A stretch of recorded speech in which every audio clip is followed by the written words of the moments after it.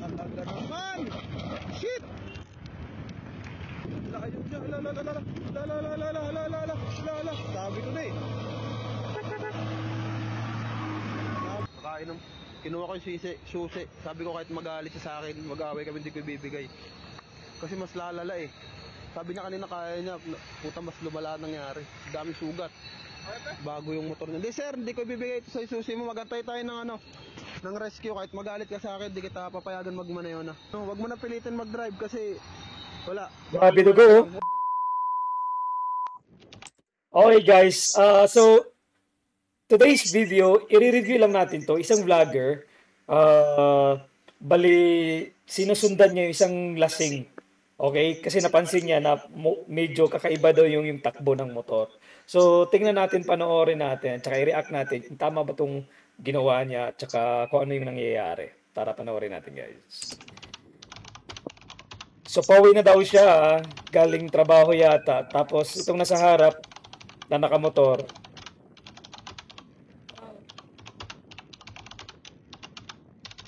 medyo kakaiba daw yung takbo. Mukhang nakainom.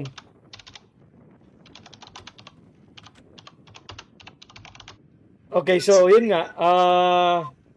Napansin niya na para nakainom. So, hindi niya hinayaan. Kumbaga, sinusundan niya para daw maalalayan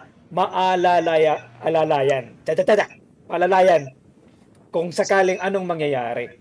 So, first is minomonitor niya muna yung driver kung sobrang lasing ba ito or what. So, which is tama yung ginawa niya para sa akin ha. Tingnan niyo muna, panoorin niyo muna. Makikita niyo nasa gilid naman siya. Okay, which is good. Mukhang madaling araw yata 'to nangyari. Pero dito medyo gumitna na siya. Tapos tingnan niyo, nag-signal sa left and right. Ito indication to na mukhang hindi talaga nasa tamang pag-iisip yung driver. Lalaki pa naman ng lalaki ng mga kasalubong niyo, yari na. Guys, by the way, dalawang beses din pala ako na uy!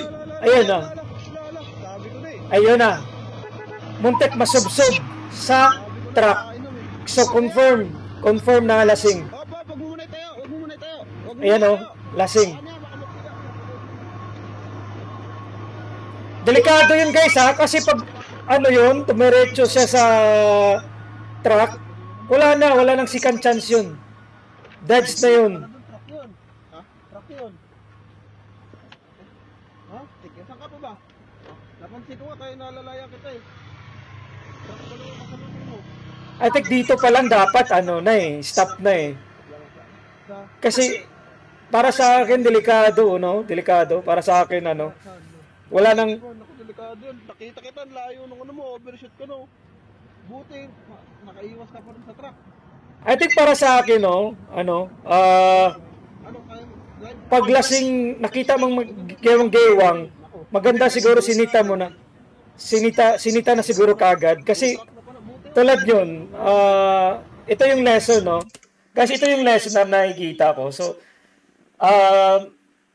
mali din pala na talagang susundan mo lang siya, imo-monitor mo lang siya ng ganung katagal. Kasi doon pa lang na napansin mo na nakainom, tapos inantay mong may mangyayari bago ka mag-take action. Kasi kung yun pa lang, sumubsub na siya, bumangga na siya diretso sa truck, wala na eh. Instead na nakatulong ka or naiwasan mong na makabangga or mabangga yung lasing, wala na. Wala ka na magagawa. Doon yung guilt eh, no? Para sa akin mag-guilty ako eh. Na sana natulungan ko na hindi nabangga or namatay yung lasing, naiwasan yun.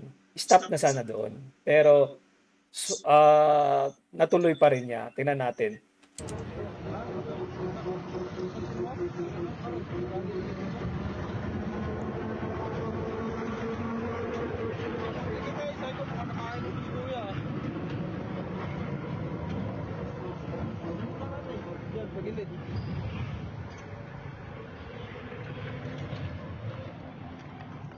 Bagong-bago pa naman yung pasyo mo.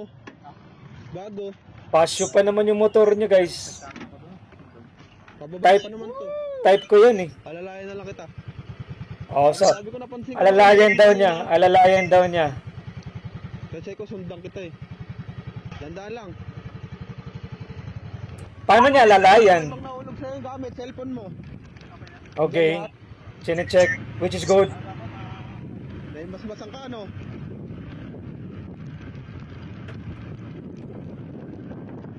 Oh, signal na naman siya. Wala na, may mali na dito. Tingnan mo guys. Nagsisignal siya sa left. Ay, naku! Ang lagda naman! Shit! 2 strike. Ano? Kaya ba? Naku, dali. Delikado na to. Wala na. Ano naman?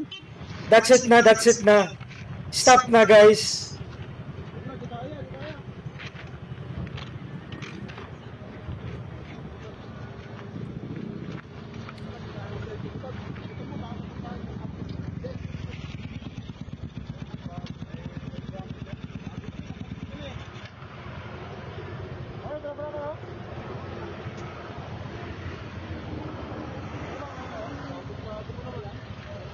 Wala na, hindi na kaya.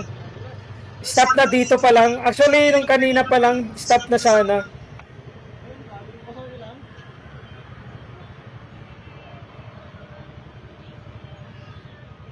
Delikado itong ginagawa nila eh. Ayos ka dito.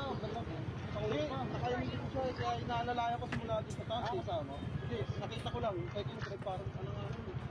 Paano mo lalalayan ng dito drive, di ba? Actually, hindi siya alalay. Sunod lang, sunod. Sinusundan. Dito kaya mag-drive. Hindi kaya mag-drive dito. Baka may contact. Baka may contact ka. Baka may mga pwede natin tawagan. Wala. Wala ka. Lumala o, laki o. Safe lang na siya sa Manila. Akala ko, ano kaya mo na ito kako? Hindi mo kaya mag-drive. Baka lumalala pa to. Kaya nga, tama. Baka may ano, pwede tayong tawagan. Kanina sabi mo, okay din eh. Wala. Tignan mo nangyari. Dami o. Ayun o, laki o. May cellphone ka ba? Kontakin natin. Para matawagan. Bakit pwede mag-drive sana? Sumayak ka sana eh. Wala nga dito, segundo. Mag-drive dito. Kaya, pwede mo mag-drive dito po. Kaya dito. Kaya na. Sabi mo kanina, okay din. Tignan mo, lumala yung nangyari tuloy. Kasi pag pinilit mo yan, nako, baka may nag-aantay na pamilya sa'yo. Hindi nga, tatakbo pa siya. Hindi nga, pag ano, ako concern ako sa'yo, sir. Bagong-bago yung motor mo, hindi mo, laki ng sugat. Hanap na lang tayo na pwedeng mag-drive. Ito yung susi mo nasa akin kasi pipilit mo i-drive yan eh. Tama. Bagong-bago yung motor mo. Sabi mo kanina, okay, kala ko naman kaya mo na. Puta, muntikan ka na. Hindi, antay Wag lang na tayo, ibigay. sir. Para sa'yo din to ha, para sa'yo din tong ano. Tama na ginawa niya. Hanggang doon na. Para ano, safe ba? Kasi mahirap na. Buti kung ganyan lang, paano kung may truck pa nakasalubong? Hindi, okay. Okay, Chip. Chip. Okay na. Wala, puro mayan. Hindi pwede okay yung ganyan. Hindi, Alam mo, yung paglasing kasi makulit eh, you know? ipipilit mo nga, i-drive, tignan mo, hindi mo kaya mag-drive ya, promise. Huwag mo na ipilit ya, kahit mag-away tayo dito, magalit ka sa akin. Buti nga, yan lang yung sugat niya eh. Safe ka lang, kasi syempre may pamilya tayo. Pamilya tayo. Hindi, okay lang, kaya nga eh. Paano lang, okay lang, huwag na mo. Hindi, atid ka lang ba, atid ka lang. Wala namang ano eh. Huwag. Ha? Huwag na. Okay, pahinga, upo ka muna kaya. Ayun o, dyan o. At tayo ng ano. Dito. Pahinga ka muna. Nakainom. Kinuha ko yung susi. Sabi ko kahit magalit siya sa akin, mag-away kami. Galing idol, galing. Tama yan, tama. Naalala eh. Sabi niya kanina kaya niya, puta mas lumala nangyari. Dami sugat. Bago yung motor niya. Hindi sir, hindi ko ibibigay ito sa susi mo. Magantay tayo ng ano, ng rescue. Kahit magalit ka sa akin, hindi kita papayagan magmaneho na. Wala, hindi talaga kaya sir. Mas lalala lang yung ano mo, sugat mo. Antay na lang tayo para mas safe ha. Para mas safe tayo. Ayun, kaya nga. Ha? Hindi ako nakaano mo. Pangalawang beses. Sabi mo kasi kaya mo. Kung alam ko lang, hindi na kita yun ano. Ayun o. Laki ng sugat mo. Paa. Tapos dito sa ano, ayan oh, wag mo na pilitin mag-drive kasi wala, baka lumala lang. Wala ka bang contact na pwede natin tawagan? Laki oh. Kaya ka muna, buti maano rin yung helmet mo. Bagong-bago yung motor mo. Dali, dami. Oh, basag yung harap. Simple lang. Kinuha ko nga yung susi niya kasi kanina nadali na siya, munti ka na, pababa. Buti na ilag niya, counter plus overshoot siya. Sabi ko ano, alalayan ko. Kasi napansin ko na eh, sinundan ko, alalayan ko kakot lasing. Akala ko kanina nawala na yung ano niya, kaya niya na mag-drive puta pagdating dito. Yun na, yun nangyari. Sabi ko nga kahit mag-away tayo, hindi ko bibigay susi mo kasi pipilitin niya mag-drive ba. Baka di lang yan ang abutin, bagong-bago. Ganda pa naman ng motor niya. Ano yan? Ganda eh. Sabi ko baka may ano pwedeng mag-drive eh. Tayo na lang natin yung ano, yung tawag ng ano. Tawagan na. Ayun ko lang kung may madaanan nga yung naman na motor kanina eh. Hindi nga pwedeng okay na. Kanina sabi mo okay na, tignan mo, lumalapad at pala hindi na kita pinag-drive kanina pa eh. Tama, tama. May bantay dito eh. Yun nga. Huwag na sana i-risk. Sige, kaya baka madaanan mo. Para makarating kang safe, naku baka mamaya hindi lang yan ang abutin mo. Sigado ngayon, Tag. Kaya nga eh, sabi ko, may mga truck ang lalaki. Laki nga. Isipin mo kung kamalso ka doon sa truck kanina. Ay wala na, wala na. Pamilya mo. Di ba? Tama. Kaya mas mabuti ng ano, huwag mo na ipilit mag-drive. Dapat nga doon sa una pa lang eh. Ay, susi mo. Ayun no, pati kabila ano, nakita ko yung pagka gumulong-gulong ka kanina. So, okay. Rescue. Dito na. Dalawa. Para maano yung sugat mo. Tapos tawagan mo na yung ano, pinsan mo. Sir, may ano ka ba? May kontak ka sa ibang kamag-anak mo, sir? Ayun na nga, ayaw niya ano kanina dahil naiyak daw siya. Okay, so guys, tama yung ginawa nila. So, tama yung ginawa ni Idol. Tinulungan niya yung lasing. So, ito yung tinatawag ni alalay nga, which is correct. Tapos tumawag sila ng barangay na makaresponde at saka makatulong sa lasing nga. Delikado talaga yung nangyari eh. Kasi buti nga yung sa pangalawa, wala siyang kasalubong. So nag-slide lang siya doon sa daan. Tapos bumagsak doon sa gilid. Paano pa kaya kung nasa gitna siya or sumubsob siya sa truck, lalo na kung nasa gitna, tapos malaki yung gulong truck or 10-wheelers yon. Kasi guys, ako, na-experience ko na rin yan recently. Umuwi ako sa Pilipinas. 30 kph lang yung takbo namin ng AirPods ko. Na-slide yung motor namin, tapos sumubsob kami. Or muntik kaming sumubsob sa truck. Delikado talaga. Although hindi naman ako lasing, guys. So, delikado talaga. Kumbaga, mag-take ka pa ng chance. So, mga ganito, wag na kaagad mag-take ng chance na, pwede pa to. Sige, kaya mo pa takbo, wag na. Kasi, wala nang second chance. Isang pagkakamali na, dahil na kaagad. So, panoorin natin yung sumusunod na incident. So, nag-responde. Dapat mga ganito, wala na. Gulong ko ba, sir? Tawagan mo muna si ano, yung Laki oh, laki ng sugat oh. Buti nga, minor lang. nagalaw mo parehas. Ayun oh, buti nga minor lang eh. Isubsub din pala yung mukha niya. Ayun oh, wala. Sumobra sa inom si pare. Kinuha ko na, hindi ko na nga binigay. Pinipilit niya mag-drive. Sige, hindi ka tawanan dito.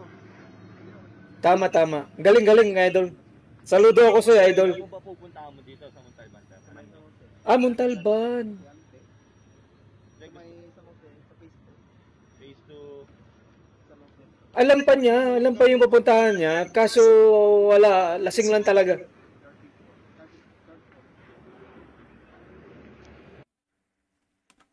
So yun na nga guys, drive safe.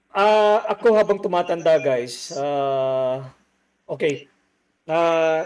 Actually, ilang beses ako muntik mamatay sa motor, okay? So, 3 beses yata. So, lesson learned ko na pag nakainom, wag nang, wag nang ipilit. Di bali nang mag-taxi ka or sumama ka sa kaibigan mo nang hindi lasing para safe kang makauwi. Kaysa i-risk mo siya. Kasi pag nakainom tayo, sobrang tigas ng ulo natin, pinipilit talaga, di ba? At saka yung mga kaibigan natin, pag makita mong lasing yung kaibigan nyo, tapos nagmumotor, wag na ipilit. Hindi siya worth it, guys. Isipin nyo, guys, ang buhay, walang respawn. Sa games pa, walang respawn. Walang 30 lives na up, down, down, left, right, select, start. Nyek. Walang ganon. So, drive safe, guys. Goods na goods. Saludo ako sa ginawa mo, kuya. Salamat sa iyo, idol. Pero next time, dapat siguro wala nang second chance.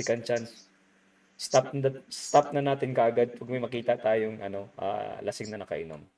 Thank you, guys. Till next time.